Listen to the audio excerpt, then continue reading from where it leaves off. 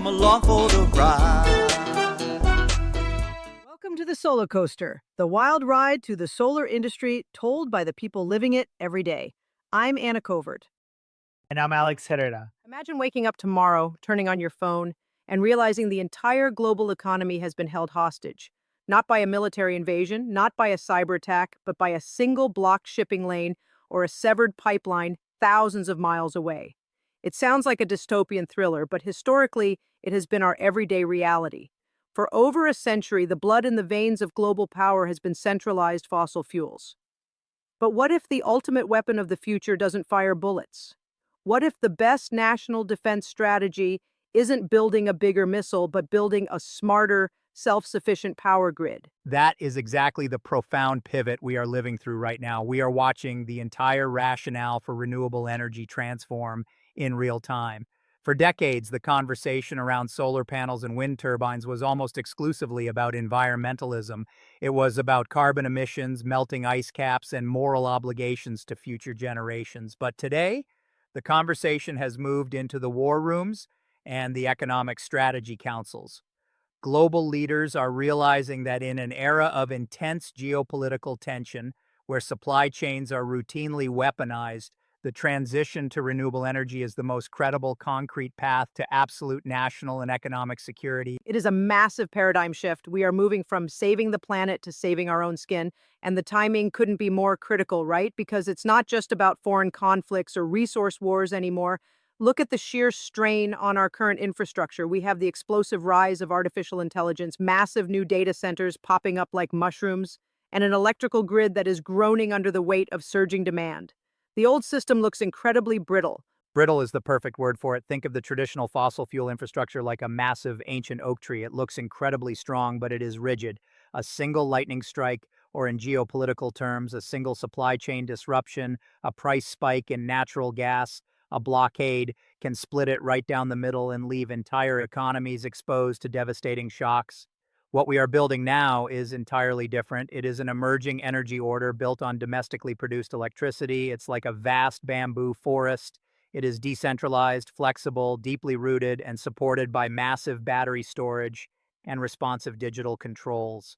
When the wind of global volatility blows hard, this new system bends, but it doesn't break. I love that bamboo analogy. It paints a picture of resilience. But let's look at the political reality of this. When I read about massive government initiatives like the Inflation Reduction Act in the US or the Green Deal Industrial Plan in Europe, they are always packaged as climate policies. But listening to you, it sounds like they are actually stealthy defense budgets. Spot on. That is exactly what they are. If you read between the lines, policymakers are now using terms like homegrown energy, de-risking supply chains, and energy independence. These policies were engineered to onshore manufacturing and shield domestic economies from the wild, unpredictable swings of global fuel markets. Every new solar array in a desert, every offshore wind farm, every heat pump installed in a suburban basement, and every electric vehicle rolling off an assembly line, these are no longer just green initiatives. They are strategic hard assets. They insulate a country from external fuel shocks, they dampen price volatility, and they build compounding economic value entirely within their own borders. So a solar panel isn't just a power source anymore. It is quite literally a shield. But let me play devil's advocate for a moment because the scale of what you are talking about is staggering. Transitioning an entire global economy sounds incredibly expensive. If governments are already battling inflation, dealing with trade deficits, and facing tight budgets, how can they afford to just unplug the old centralized system and wire up a brand new one? Isn't green energy still seen by many as a luxury? That is the great myth that the current data is completely shattering. The numbers have flipped and the markets are responding aggressively. This isn't about altruism anymore. It is cold, hard, ruthless economic calculation. Just look at the corporate world.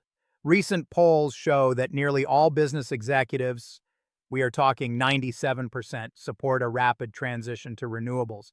And the investors, major surveys of asset managers show the vast majority are pouring money into sustainable assets strictly driven by performance and risk management. Wait, so the math actually favors the transition now? It's not just subsidized wishful thinking? Far from it. The macro story is undeniable. Last year alone, renewables helped avoid nearly $500 billion in fossil fuel costs globally. Think about that, $500 billion that didn't have to be spent on importing volatile, expensive fuels. That creates massive fiscal headroom for countries that are desperately fighting inflation. And here is the absolute kicker. Over 90% of new utility scale renewable projects deliver power cheaper than the lowest cost fossil fuel alternative. Solar power is averaging over 40% cheaper, and onshore wind is over 50% cheaper. We have crossed a historic threshold where the cheapest power available to humanity is increasingly also the most secure power available. That completely rewrites the narrative. It's no longer a financial sacrifice to go green. It's actually a severe economic penalty if you don't. And I imagine this has a massive ripple effect on the workforce and the broader economy. Absolutely. The employment data is staggering. Investing in renewables creates roughly 3 times more jobs per dollar invested than dumping that same dollar into fossil fuels. It is a macroeconomic dream scenario. When you combine all these factors, the logic is bulletproof. Fewer price shocks mean governments and businesses can actually do predictable fiscal planning, lower imports, steady national currencies, and reduce trade deficits, and all those domestic jobs strengthen local resilience. Instead of constantly firefighting the next energy crisis or subsidizing imported coal, governments are suddenly freed up to invest in education, healthcare, and next-generation infrastructure. Which brings up a fascinating angle, the global south, because if this logic applies to wealthy industrialized nations, it must be absolutely life-changing for developing economies. So many of these countries are bleeding their foreign currency reserves dry just to import the fuel they need to keep the lights on, which just imports inflation right along with it. It is a matter of survival and true sovereignty for them. For the global south, the transition to clean energy is the ultimate key to sustainable industrialization. As leaders across Africa have pointed out, almost every single nation on Earth has enough sun, wind, or water to become entirely energy self-sufficient. This shifts the entire global challenge. It is no longer a geopolitical lottery of who happens to have oil beneath their sand. It is now purely an infrastructure challenge of who can build the tools to catch the sun and wind above it. Okay, I am completely sold on the vision. The economics work, the security aspect is undeniable, and the technology exists. But let's talk reality, because you mentioned infrastructure, and from what I understand, just slapping 1 million solar panels onto an electrical grid designed in the 1950s isn't going to magically solve everything. We can't just plug a 21st century energy source into a 20th century socket. You have hit on the most critical nuance of this entire transition, and this is where we need to introduce a vital concept, electrotech. People constantly mistake the energy transition as simply building more renewables. But electrotech is a much broader, integrated reality. It encompasses electrified demand, massive battery storage, smart grids, flexibility, and digital controls, all operating as a single, coherent, breathing ecosystem. So, if the solar panels and wind turbines are the muscles generating the power, electrotech is the nervous system and the brain making sure the body actually functions. Precisely.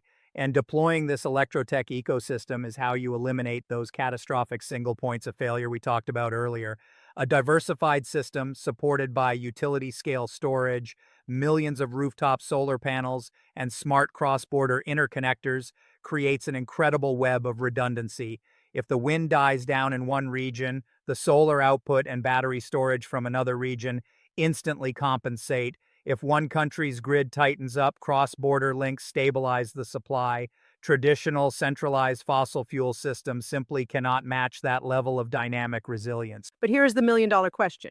If the electrotech is proven, if the economics are a no-brainer, and if the security benefits are this profound, why aren't we moving faster? What is the holdup?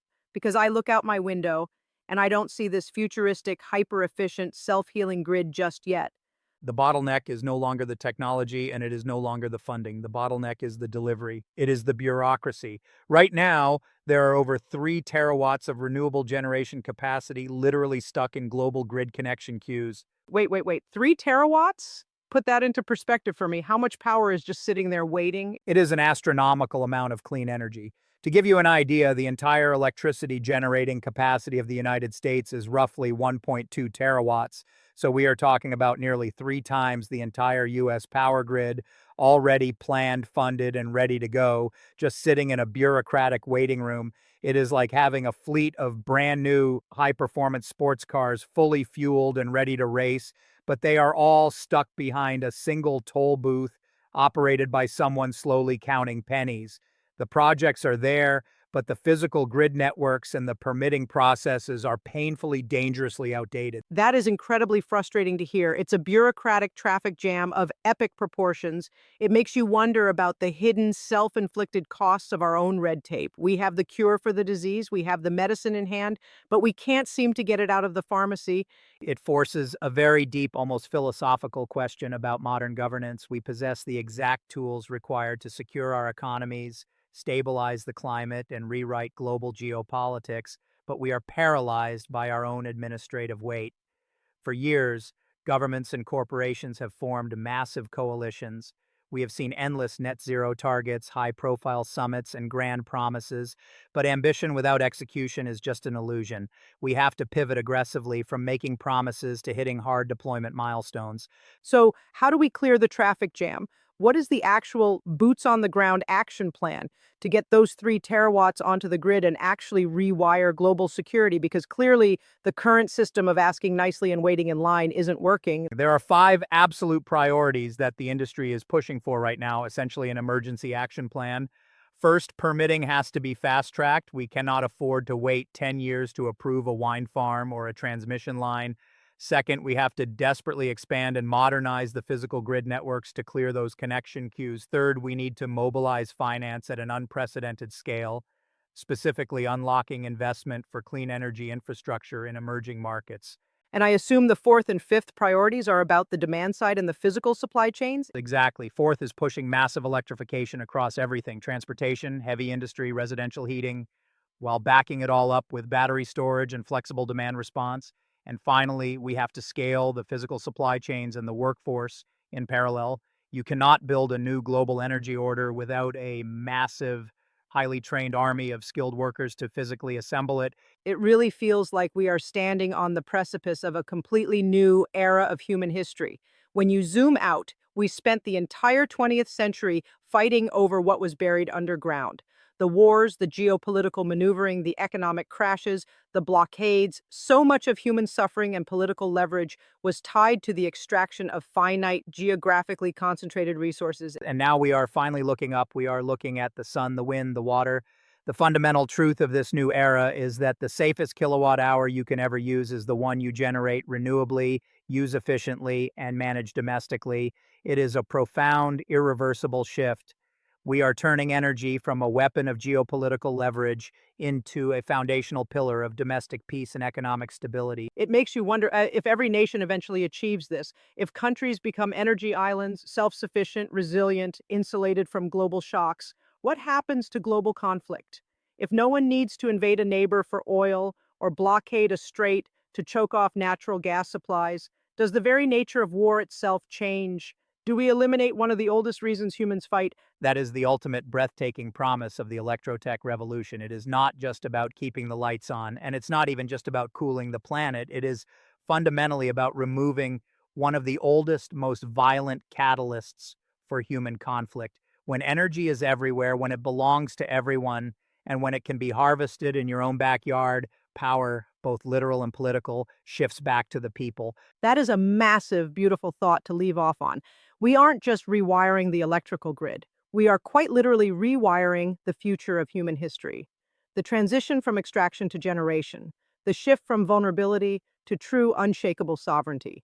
And the clock is ticking, the technology is waiting, the capital is ready, and the stakes have never been higher. The only thing left is for us to get out of our own way, cut the red tape, and actually build it. A race against our own bureaucracy to build a safer world. Let's hope we have the courage to win it. Thank you all for tuning in to this deep dive. Keep looking up, keep questioning the invisible systems that run the world around you, and we will catch you in the next conversation. I want a solar coaster. Come along for the ride. This episode of The Solar Coaster is narrated using AI-generated technology, representing Anna Covert and Alex Herrera. The material presented is aggregated from publicly available solar industry news sources. All commentary reflects reported industry developments and does not constitute personal opinions, investment advice, or endorsements by the hosts or Solar producers. Coaster is proudly sponsored by Sun Energy Today, redefining what solar means for business and infrastructure. We engineer and deliver large-scale clean energy solutions, from megawatt solar farms to advanced graphene storage, designed for resilience, performance, and measurable return. Sun Energy Today, built to power what's next. Learn more at sunenergytoday.com.